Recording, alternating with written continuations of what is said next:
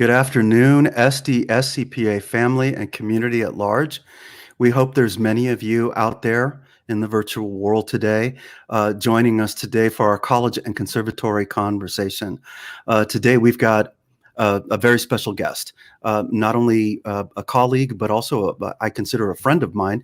We've known each other for several years now, and is one of the forward-thinking folks when it comes to college and conservatory, and it's probably no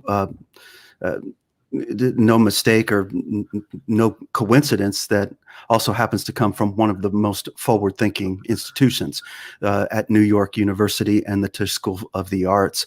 I'm Richard Trujillo. I'm the Artistic Director of the San Diego School of Creative and Performing Arts. For those that don't know, this is our College and Conservatory series, and this is going to be a conversation with the Director of Admissions from the Tisch School at NYU, Miss Patricia Decker. And Patricia, welcome. We've had such a huge week with Art Schools Network, and then still having our day jobs and trying to get through everything. I'm just so appreciative that we're able to carve out some time today to have this conversation. So welcome. Well, I'm really, really happy to be having this conversation with you. I'm so sad that I'm going to miss my Southern California trip this year due to, a global pandemic, but it's wonderful to be able to see you virtually and to chat with you. Every time you come and visit us, you give our students such hope, and you are so great at talking about all of the things that the Tisch School of the Arts has to offer. And then also kind of sharing with folks some of the other schools, even though we don't go into those, like the Steinhardt School and what the differences are and why Tisch is its own unique place. Can you talk to us just a little bit about the history of the Tisch School of the Arts and what Tisch is known for? Well, Tisch is fairly young in think of all the different schools at NYU. NYU is a confederation of schools. So there's some of them that I'm sure you've heard of: the Tisch School of the Arts, the Stern School of Business, the Steinhardt School of Culture, Education, and Human Development. Tisch is pretty young. It's not even 60 years old yet. So the thing that I think really sets us apart is that our faculty, first of all, our faculty is all professionals in the field, okay? And being professionals in the field in New York City, they're professionals in the field who didn't have to leave the field to teach at NYU Tisch. And I think that that's significant because they continue to keep up their professional careers. It's really a condition of their employment. And they continue to keep up their professional careers, so nothing really gets antiquated or ossified, and things continue to move forward. It's something that I think is really interesting. The other thing that I think is very interesting and reflective of one of the reasons that I'm so proud to work at Tisch is students own all of their own work at Tisch. And that's not the norm in universities. Often if you write a play or if you make a film or you create a game or something like that, the university actually owns the copyright. And then because you created it under the auspices of the university, Tisch is completely different from that. You own your own work from day one, and that gives students the opportunity to know that anything they're working on can actually be longer term. It goes beyond just being an assignment.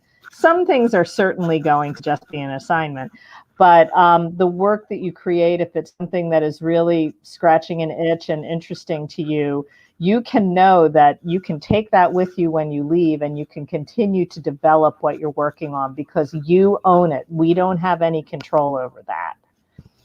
To the extent that if I want to show a student film at an open house or something like that, I have to get the written permission of the student in order. Oh, wow. To know. Yeah. That's awesome, though. I mean, such student agency built into that. Where the students literally take ownership, right? Absolutely. It's not just a term. So that's absolutely wonderful. So at the Tisch School of the Arts, what are all the different programs that are available at the Tisch School? Embarrassingly, I'm probably going to have to count on my fingers because they keep expanding. But we have two BA programs, two liberal arts-based programs, and I'll talk about them a little bit. That's cinema studies and performance studies. And these are programs for students who are really interested primarily in academics and not in production, but they're interested in perhaps going on to graduate school, getting a PhD, being in the academic world. In both cases, NYU is the founding program in those disciplines and the first to have them at an undergraduate level. In terms of the BFA programs, which are very production oriented, they're academically rigorous, but they're very production oriented. We have collaborative arts, dance, drama, dramatic writing, film and television, counting on my fingers, game design, interactive media arts, photography and imaging, and the Clive Davis Institute of Recorded Music. So all of those departments are BFAs, and what that means in the state of New York is that about 75% of your coursework is going to be in your discipline. Now at NYU, a quarter of that coursework is academic nature. So let's take the drama department as an example. In the drama department, you have between 16 and 18 credits. That's your semester. So 8 of those credits are your actual conservatory training.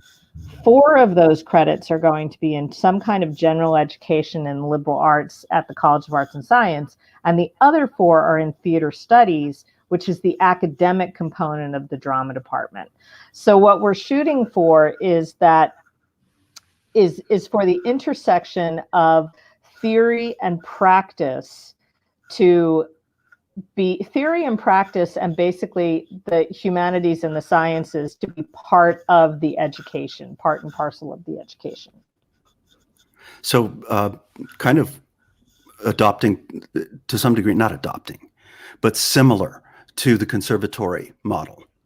Yes. The place where it's not a straight conservatory model is that the academics are, it's extremely important. So for instance, if you're doing really well in your studio classes and you're not doing well in your academic classes, you're not going to be able to actually be in shows or make films or whatnot. You have to be holding your own in all of them. You don't have to be getting, you have to be getting a C+ or higher in them in order for them to count. We understand that students are going to be making decisions because part of what you do in college is make decisions about where you're going to put your time and your energy, but you can't completely block out the academics. You have to be somewhat curious and interested in the academics in order to be a successful student at Tisch. And then there are other schools that are straight conservatory programs. And if you're somebody who really doesn't like school, then straight conservatory programs could be the place where that's a good match for you. So that's why I think it's important to get to know yourself in the process of applying for school. Absolutely. Tell us a little bit about student life. What is a typical experience for a student that is there, in the village, in New York City, not far from Washington Square? I mean, what's that like for kids? Well, one of the things that I think is great is that NYU is a very urban campus. There is no, in so much that it's not really a campus. You can have a laundromat, a Starbucks, and then an NYU building, and then an art gallery, an NYU building, and a clothing store. It's very, very much a part. It's in and of the city of New York. Is sort of the soundbite that we use for NYU. We also have an amazing campus in Brooklyn, where our interactive media arts and game design and recorded music are. And there are some other programs out there that are also part of the arts and media. We basically bought the old MTA building from the city for $1, and it's now, instead of the Metropolitan Transit Authority, it's the Media, Technology, and the Arts building at NYU. Oh my goodness, that is so cool. It's really cool. It's really cool. And it's been very thoughtfully put together. So, and again, in thinking about not just what do our students need now, but what might they need in the future. A lot of the spaces are they're maker spaces, but they're very malleable. And except for, there's all the other thing that I want to say though is we have the original Beastie Boys studio in our recorded music program. Oh my goodness. The Beastie Boys, sort of the widow of one of the Beastie Boys, we had been renting that studio, and she was really loved how respectful our students were of it. And so when the studio closed, she offered it to us basically block by block. I mean, everything down to the menu folder where they used to order food from. It's really, I have seen more than one student and their parents burst into tears when they walk into that studio because there's so much history there. It's really something.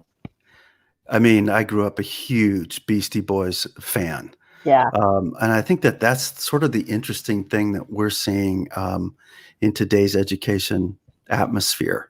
When we were coming into it, maybe some of our teachers and administrators weren't as hip. I hate to think that Beastie Boys music is elevator music today, but maybe it is. I don't know. I don't think it's quite elevator music, but right. I would never put myself in the column of hip. So Patricia, students right now that are saying, hey, this is where I want to go. We have kids there now. What can they potentially expect, especially in this current moment? Mm-hmm. What is the campus looking like today? And should it change or should it not change? What could students potentially expect? Well, there's a couple of things that I've had to be on campus a few times. I mean, there's very few people on campus. And if you don't need to be on campus, you're not on campus. But about half of our students that normally are in the dorms, and we're doing a hybrid model. So when I was on campus, I did see students in the hallways, masked, of course, socially distanced. I mean, our physical plant folks really very elegantly created ways that students could gather and still be physically distanced. So there might be, a table with one chair that's 10 feet away from a table with another chair. So before classes, there's still places to gather, but it's very, very physically distanced. And many of the students are calling in via Zoom for their classes remotely. In terms of, and we follow the health guidelines that the state of New York gives us, and we're in very, very close contact with them. We have, and this is one of the things that I'm also really proud of, NYU is a pretty transparent place. We have an NYU COVID-19 dashboard that you can log on to every single day and see the number of cases in the community, the number of tests that have been taken, et cetera, et cetera. We're doing very well. I think the last time the dashboard was updated, it's updated every 2 weeks because that's what the state of New York wants you to do. We had 11 cases, which is not bad bad at all. Considering the size of the university. There's a lot of testing. Students have to get tested every 2 weeks. It's, and they don't have to pay for that testing. I have to get tested every 2 weeks too. Anyone who's on campus has to get tested every 2 weeks, and NYU is covering the cost of that. I would say that one of the things that I think is accidental in this is that years ago, because we really wanted to be able to make our auditions and artistic reviews accessible to everybody, we created a digital artistic review on Zoom 5 or 6 years ago. So moving everything remotely to Zoom this year was just not, I mean, it's challenging because the volume's higher, of course, but we didn't have to learn how to do it. We already knew how to do it. So our artistic reviews are going very well, and they're going very smoothly. Go ahead. So that's awesome, which means basically the process for submitting and trying to audition for the school site, the application process, it's all the same because Yep. you're still going through the same screening process. Yeah. And what you're talking about, a lot of the schools are actually, we kind of knew that too. I mean, we started having those conversations right away. We said, you know what, universities and conservatories are already doing pre-screen. So I can't anticipate too many major changes. Right. Yeah, right. we're not gonna have the regional auditions this year. Yeah, there's probably not gonna be any on-site auditions, but that's okay for now because the pre-screen is gonna give everybody a really good idea of what the potential is out there. And then maybe we get lucky and in the spring, things clear up a little bit. I mean, I don't know, but I'm not sure we that's kind of going to happen, but we'll take it a day at a time. Absolutely. So students can expect to log on to NYU, begin the application process. They get assigned a number. They have their own login. They get their own, sort of portal, right? Student portal. And then I would say between 3 days and a week after they log in, after they create their Common App and do all of that and submit that, they'll receive information explaining them exactly how to sign up for whatever kind of artistic review they're signing up for, or if they're uploading a portfolio to a department, that is something they'll also receive that information. But again, none of this is different. I mean, we don't pre-screen, so the volume is high, but none of it is terribly different from what we're used to doing. That's awesome. I was talking to a friend of mine the other day, a Broadway dude, and he said, I don't think we're going to go back to in-person auditions. There may be a final callback in person, Right. but this has proven to be incredibly effective and cost effective when it comes to Right. the whole industry. So it's really fascinating how this is taking over. I can't wait until we're back in the same spaces together because ultimately training has to happen in a room, in a space, in a studio. I agree. I think and as somebody who, really is very much a people person, and I live alone with 2 cats who are lovely but cannot talk back to me, I am really looking forward to getting back to things being in person also, because I just miss the Sturm und Drang of it. I miss seeing my pals, and I'm seeing the students, and it's really, it's a challenging thing, but I think, I think that it's been managed well as possible. I'm a big believer that everybody is always doing their best, and that you just never know what's going on in somebody else's life. And I have noticed that there's been a lot of space for vulnerability at NYU, which I think is a really great thing because it's a vulnerable time. And so it's special that those resources are there. Absolutely. So next steps for a kid, obviously the process is still the same. Can a student reach out to an individual? Is there anybody to contact at the university who would be somebody that could help guide a student who is going through the entire process? Again, one of the things that I think is always fascinating, I'm going to back up just for a second, is that I've now seen, 25 years of students going through this process, and it's every year it is a challenge.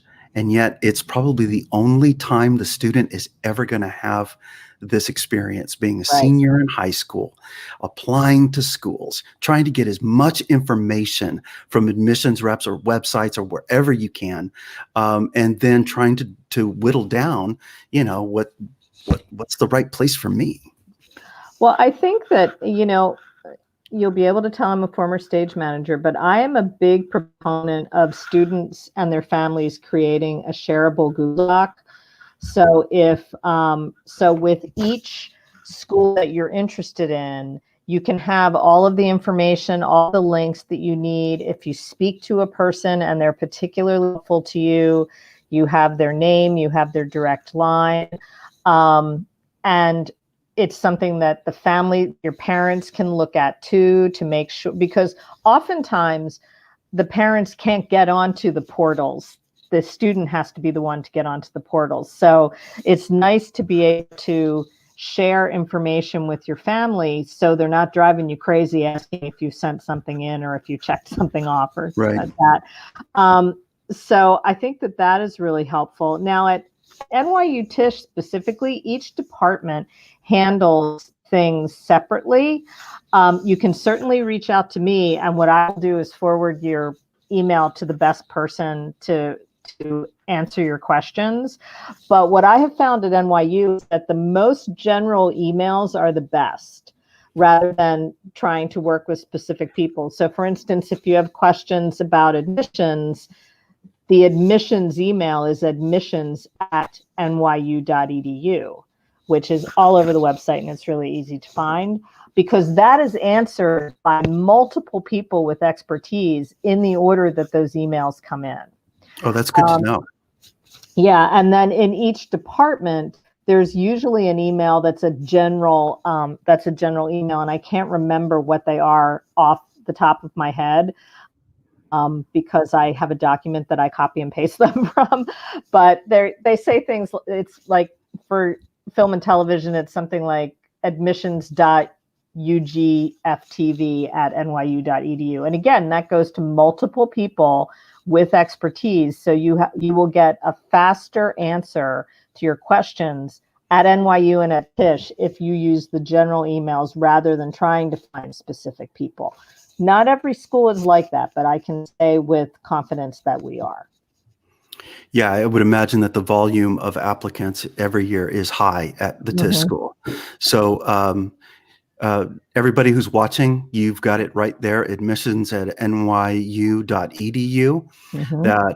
That is the best way to get your questions answered as you're beginning to go through the process. Also, students, I mean, I've been on the website every single year. I'm always looking at all of the school's websites to see what kind of updates are there, what kind of new windows for application or submittals are, all of the different information that can be located on a web page and could be changing. Sometimes even the general ed is changing. And so depending upon the focus of the university, the schools, and their humanities programs or whatever is up there, that also can be really helpful information that's always located on a website. Yeah. So nyu.edu and then admissions@nyu.edu. We do have a question that has come up from one of our students, Shayna Fink. And Shayna's asking, what would you recommend current juniors to do in preparation for applying to Tisch? Well, a lot of this depends on which department you're specifically applying to, but I think there's two things that I would say. Start that spreadsheet. That's a really important thing to start. I think it's also important to speak to your guidance counselors or advisors or whatever you guys call it. And the question that you should ask them is, how can I help you help me be prepared for the college application? Okay. You should also, I think it's really important to remember that the arts are about specificity in a lot of ways. So when you're thinking about why you're interested in going to Tisch, pretty much everybody's interested in going to Tisch because it's a wonderful school and it's in New York City and all of that. And that's all really, really true. But really get to know the schools that you're interested in, get to know who the faculty is. If there's a way, I mean, so much is online right now and remote that you can probably even get a sense of performances in a way that you would not normally be able to get a sense of. So you can be very specific in the answers to your questions, in the answers to the school's questions. The other thing that I think is just a great thing to do is to just read a lot of literature and plays and whatever your discipline is. Read what is interesting to you and be able to define why you love it and why you're passionate about it. Because the important thing is for you to remember that you are auditioning us as much as we are auditioning you. So you have to be really, really clear about specifically what it is you're looking for, because there are so many wonderful places to study the arts now that to fall into the trap that there's only 5 good schools for the arts is just, it's not accurate. Right. So use this really wonky time where everything is remote to visit all kinds of schools remotely that maybe you wouldn't have even thought about. But I think really just keeping yourself engaged. And one of the other things that I think is helpful, and I'm stealing this straight from David Sedaris, he's much smarter than I am, but one of the things that he said in an interview once is that when he gets home from his day, you know, wandering around doing whatever he does, he writes down maybe 5 interesting things. You know, maybe he overheard someone say something, he saw something weird, he, you know, had a thought while he was walking in the woods. And at the end of, you know, if you do that, even if you write down one interesting thing, one little interesting thing that happened to you, at the end of 3 months, you have 90 essay topics.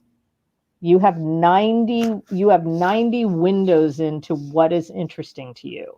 And that's one of the things that we're always interested in knowing is who are you? Why are you an interesting person? Are you going to be somebody we want to see in the hallways when we're seeing people in the hallways again? That is absolutely outstanding advice. So any students who are listening to that, you know, you're going to have to do some type of personal letter or written component, and selling who you are as a unique individual is really what these institutions are looking for. They're not looking for cookie cutter. They're not looking for folks that they're looking for diversity. They're looking for challenge. They're looking for students who they believe are bringing something unique to their programs. And again, students, I think we all do get caught in this notion of, am I going to be good enough for this school or that school or this school or that school? And I think sometimes we have to reflect and turn that around and say, wait a minute, is this school going to be right for me? Right? We've got to start asking that question too and taking that lens. Because I know that there's a lot of students out there that are saying, you know, since I was 5, I knew I wanted to go to Tisch. Right. But may discover in the process that, oh, there's Pace University.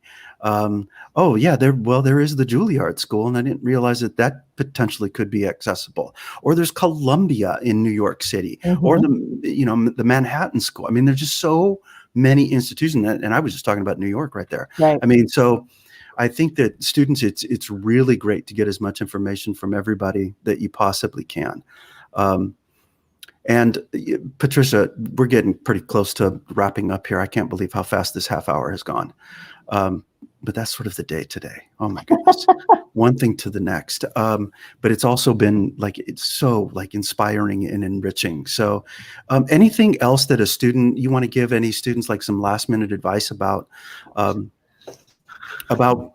Tisch or about, you know, any of the other schools at NYU? Just in general. Well, I would give you there's a couple of pieces of general advice I would give you. The first piece of general advice I would give you in terms of any of your applications or auditions is to not try to game the system in any way, because those of us who are in this field, first of all, we're very student centered and we're very student focused, and we very much want you to do great.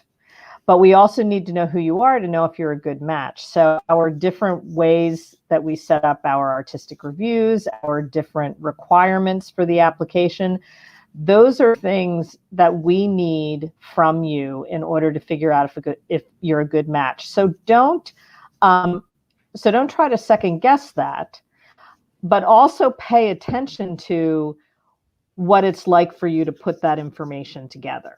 Okay, so for us, an example that I will use for the drama department, you know, we really want you to do 2 contemporary monologues. If you're somebody who is madly in love with heightened text and you want to study Shakespeare, Moliere, and August Wilson, and all of these amazing heightened texts, then you're not going to get to do that until you're probably a sophomore or a junior with us.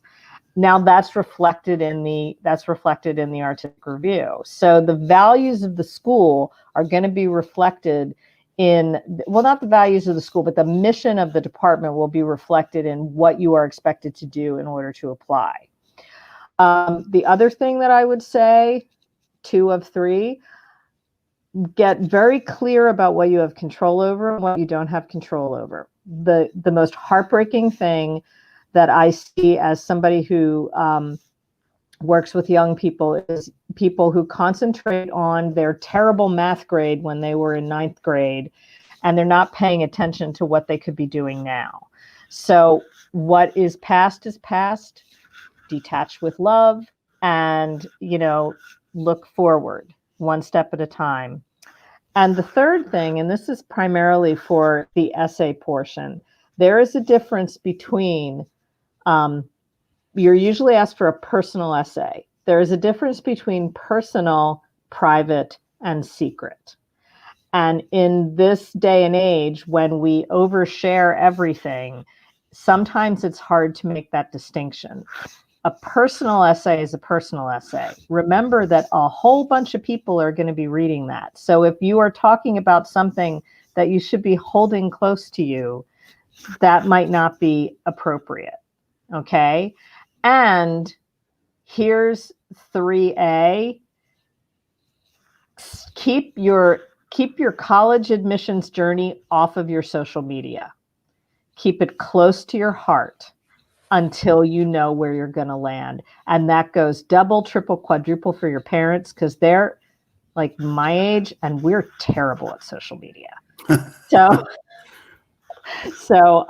really keep your journey off of social, because you can say like, oh, I had a great experience doing this, but it should not be chapter and verse of every single part of your journey. It's your journey.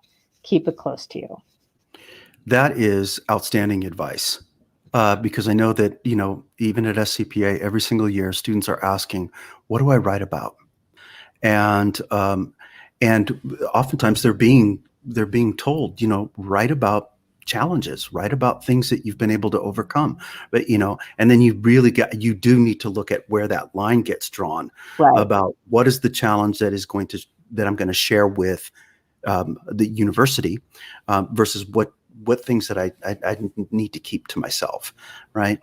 And, this is just incredibly valuable information. So students that are out there listening today, all of our college and conservatory chats are archived. So if there's something that you heard today and you didn't get a chance to write a note on it, don't worry. You're going to be able to go back and listen to this interview all over again. And you can fast forward to the parts that you want to listen to, because everything that Patricia just talked about here at the very end is all incredibly valuable information about how you want to conduct your own process for looking at your post-secondary goals. And you want to keep that consistent, I think, from school to school to school. Definitely. So, Patricia, I want to just say thank you so much for taking the time to come and sit with us again. We miss having you in person. Students, Patricia is usually with her team. They come and visit campus at SCPA. They're always one of our most favorite that we can't wait to see them. And kind of a bummer that we have to see each other virtually this year. But I also anticipate moving forward that we can see Patricia virtually and in person as we begin to, come out of this phase. I'm hoping that universities and conservatories are not going, hey, this Zoom thing is really wonderful. Why don't we just keep that? Because I still think that we need to have those reps out in the field, visiting campuses, getting to know administration and teachers and students. Oh, yeah. And we're all dying to get back out there. We're dying to have in-person events, and we're a little tired of our apartments here on the East Coast. I don't know how you guys are doing, but We're stir crazy too. We really are. Hey, and I just want to shout out to Miss Fink, who asked the question here to NYU. You're a junior, and I could not take my hat off to you better. Now is the time for you to be doing this kind of work and this kind of research. So good for you. Really, really happy that you're out there today. Guys, I'm going to bring us to the close. Our guest today has been the Director of Admissions at the Tisch School of the Arts at NYU, Miss Patricia Decker. Patricia is an amazing resource. You have her email address, and you know what next steps you need to take. So, Patricia, I just want to thank you again for your time and your energy and your commitment to all students. It was great to see you, Richard, as always, and it was really fun. Thanks so much for inviting me. Awesome, guys. We'll check you out next week. We have College and Conservatory coming up again next week, and we've got another guest on our Salon series. So make sure that everyone's tuning in and staying connected. We're staying connected through creativity. That's what we do at SCPA. Everybody enjoy your evening, and we'll see you soon. Bye-bye.